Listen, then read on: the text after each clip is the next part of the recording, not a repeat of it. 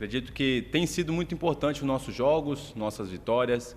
Nosso time está com bastante confiança e sim, a gente veio de um jogo muito difícil contra o CRB, né?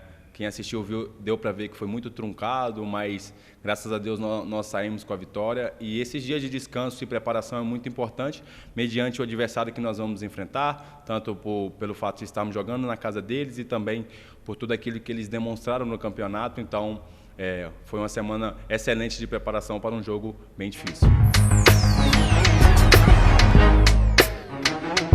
Com toda certeza, gratidão ao Senhor, né, ao favor do Senhor, que o que Ele tem feito na minha vida, né, e nessa temporada eu tenho colhido coisas que eu plantei no passado.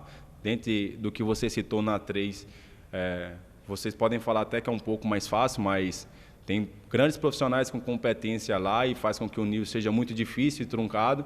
Então foi uma grande preparação para mim e um grande campeonato também, né, com grandes números, né, 10 gols em 20 jogos. Mas quando eu me deparei com esse grande desafio, primeiro Série B e depois vestir uma camisa como essa aqui, isso foi ainda mais motivador. Eu encarei com todas as minhas forças e dando o meu melhor e muito feliz e grato por estar vivendo esse momento nessa camisa. Nós temos sempre que primeiro pensar no nosso lado, no nosso desempenho, na nossa preparação e como nós vamos enfrentar tal adversário, né? E nós temos que achar todos os pontos negativos para explorar, mas também ficar atento a todos os pontos positivos. E se esse caso for o caso da torcida a favor, a gente também tem que tomar todo o cuidado necessário para enfrentar no mesmo nível e buscar a vitória. Cara, na verdade é um jogo muito animador, particularmente, né? Porque eu sou do interior de Minas Gerais, então você entrar no Mineirão lotado, isso é gratificante, até realização de um sonho, né? Para aquele menino ou para as crianças que saem do interior de Minas. Então é um motivo a mais para animador, né? E gratificante por isso.